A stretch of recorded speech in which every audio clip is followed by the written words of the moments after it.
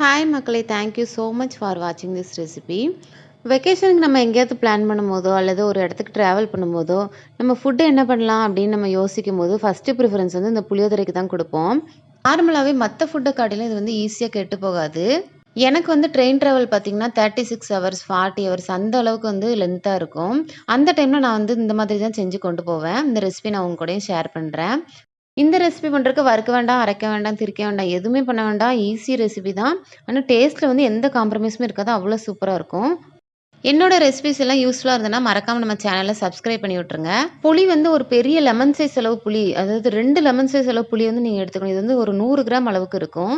இத வந்து கொஞ்சமா தண்ணி ஊத்தி நல்லா ஊற விட்டு, இந்த அளவுக்கு திக்கான பேஸ்ட்டா வந்து கரைச்சு எடுத்து வச்சுக்கோங்க. சைட் பை சைட் தாளிக்கிற பொருட்கள வந்து நம்ம ரெடி பண்ணிக்கலாம். 2 டேபிள் ஸ்பூன் அளவுக்கு நிலக்கடலை, 2 டீஸ்பூன் அளவுக்கு வெள்ளை எள்ளு, 2 டீஸ்பூன் அளவுக்கு கருப்பு எள்ளு, 2 டீஸ்பூன் அளவுக்கு கடலைப்பருப்பு. இது கூடவே ஒரு கைப்பிடி அளவுக்கு கருவேப்பிலை. வத்தல் வந்து உங்க காரத்துக்கு தகுந்தாப்புல ஆட் பண்ணிக்கலாம். இந்த வத்தல் வந்து ரொம்பவே காரமா இருக்கும். அதனால ஒரு 2, 3 வத்தல் வந்து நான் உடைச்சு எடுத்து வச்சிருக்கேன். வெள்ளைப்பூடு வந்து ஒரு கைப்பிடி அளவு. இது வந்து ஆப்ஷனல் தான். நீங்க ஒரு நாளைக்கு மேல டிராவல் பண்றீங்க அப்படின்னா, இந்த வெள்ளைப்பூடு வந்து நீங்க சேர்க்க வேண்டாம். ஸ்டவ் ஆன் பண்ணி கடாய் வச்சுக்கலாம். இந்த இன்கிரீடியன்ட்லேயே ஒரு ப்ரிசர்வேட்டிவ் வந்து இருக்குது. அது என்னதுன்னு நான் வந்து வீடியோட எண்டில் சொல்கிறேன்.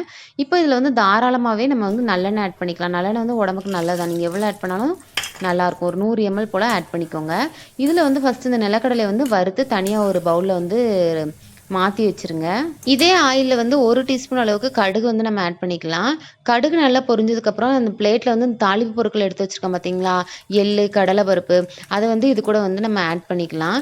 இந்த ஸ்டேஜில் வந்து ஃப்ளேம் வந்து சிம்லேயே தான் கண்டிப்பாக இருக்கணும். லேசாக கூட்டி வச்சிங்கன்னா கூட கருகிரும். நல்லா கரண்டி வச்சு இது மாதிரி கலரி விட்டுட்டே இருங்க. எல்லா பொருட்களும் நல்லா ஃப்ரை ஆயிரும். ஃப்ரை ஆன பிறகு இதில் வந்து ஒரு 1/2 டீஸ்பூன் அளவுக்கு வெந்தயம் ஆட் பண்ணிக்கோங்க. வெந்தயம் ஆட் பண்ண பிறகு எடுத்து வச்சிருக்க வெள்ளைப்பூட வந்து இது கூட ஆட் பண்ணிக்கலாம். வெள்ளைப்பூடு வந்து நல்லா கலர் சேஞ்ச் ஆகுற வரைக்கும் நல்லா வறுத்து விட்டுக்கோங்க. நான் மறுபடியும் சொல்றேன், 24 ஹவர்ஸுக்கு மேல, அதாவது ஒரு நாளைக்கு மேல டிராவல் பண்றீங்க அப்படின்னா, வெள்ளைப்பூட வந்து நீங்க தாராளமா ஸ்கிப் பண்ணிடலாம். மத்த நாள் வீட்ல செஞ்சு சாப்பிட்றீங்கன்னா, இது வந்து தாராளமா ஆட் பண்ணிக்கலாம். டேஸ்ட் வந்து நல்லா சூப்பரா இருக்கும். இது கூடவே கருவேப்பிலையும், வத்தலும் நம்ம ஆட் பண்ணிக்கலாம். ஆட் பண்ணி பொறுமையா இது மாதிரி கிளறி விட்டுருங்க. இது கூடவே 1/2 டீஸ்பூன் அளவுக்கு மஞ்சள் தூள், ஒரு 3/4 டீஸ்பூன் அளவுக்கு பெருங்காயத்தூள். இதை வந்து ஆட் பண்ணிவிட்டு இது மாதிரி மிக்ஸ் பண்ணி விட்டுருங்க. ஃப்ளேம் வந்து சிம்லே தான் இருக்குது. இந்த ஸ்டேஜில் புளி கரைச்சி வச்சுருக்கோம் பார்த்தீங்களா, அதை வந்து இதில் வந்து பொறுமையாக ஆட் பண்ணிக்கலாம். ஒன் டைம் இது மாதிரி கலந்து விட்டுட்டு இப்போ ஃப்ளேமை வந்து மீடியம் ஃப்ளேமுக்கு வந்து நம்ம மாற்றிடலாம். இந்த புளியில் உள்ள தண்ணி எல்லாமே வற்றி நமக்கு வந்து நல்லா கட்டியாக ஃபார்ம் ஆகும். அது வரைக்கும் நம்ம வெயிட் பண்ணலாம். ஒரு 10 நிமிஷத்துல இந்த புளிக்காய்ச்சல் வந்து நல்லா கட்டியாக ஸ்டார்ட் ஆகிட்டு, அப்பப்போ கரண்டி வச்சு இது மாதிரி மிக்ஸ் பண்ணிகிட்டே இருங்க. அப்படி இல்லைன்னா அடியில் வந்து பிடிச்சிரும். இந்த அளவுக்கு கட்டியான பிறகு தான் நீங்கள் வந்து உப்பு வந்து ஆட் பண்ணணும். நீங்கள் தண்ணியாக இருக்கும்போதே உப்பு ஆட் பண்ணிங்கன்னா, அந்த தண்ணி வத்த வத்த புளியோதரை வந்து அந்த பேஸ்ட் வந்து ரொம்ப உப்பு வந்து அதிகமாயிரும். நான் இது கூட இன்றைக்கி ஒரு 3/4 டீஸ்பூன் அளவுக்கு வந்து உப்பு ஆட் பண்ணியிருக்கேன். உப்பு ஆட் பண்ணிவிட்டு ஒரு தடவை மிக்ஸ் பண்ணி விட்டுருங்க. இப்போ இந்த ஸ்டேஜில் நீங்கள் உடனே சாப்பிட்றதா இருந்தால் கொஞ்சமாக நாட்டு சர்க்கரை அப்படி இல்லைனா வெல்லம் இது வந்து நம்ம ஆட் பண்ணிக்கலாம். இது வந்து டேஸ்ட் வந்து நல்லா என்ஹான்ஸ் பண்ணி கொடுக்கும். நீங்கள் வந்து ட்ராவலுக்கு கொண்டு போகிறீங்க அப்படின்னா, இந்த வெல்லத்தை வந்து நீங்கள் ஆட் பண்ணக்கூடாது. ஆட் பண்ணால் வந்து கெட்டு போயிடும். ஃப்ளேமை நல்லா சிம் பண்ணிவிட்டு இதை ஒரு 5 நிமிஷம் போல் அப்படியே வச்சிடலாம். பார்த்தீங்கன்னா மக்களே, ஊற்றின எண்ணெய் ஃபுல்லாக அப்படியே பிரிஞ்சு வந்துருச்சு. சுற்றி எண்ணெயாக தெறிக்க ஆரம்பிச்சிடும். இதுதான் கரெக்டான ஸ்டேஜ். இந்த ஸ்டேஜில் நீங்கள் மூடி வைக்கவே கூடாது. மூடி வச்சிங்கன்னா வாட்டர் ட்ராப்லெட் வந்து ஃபார்ம் ஆகும்.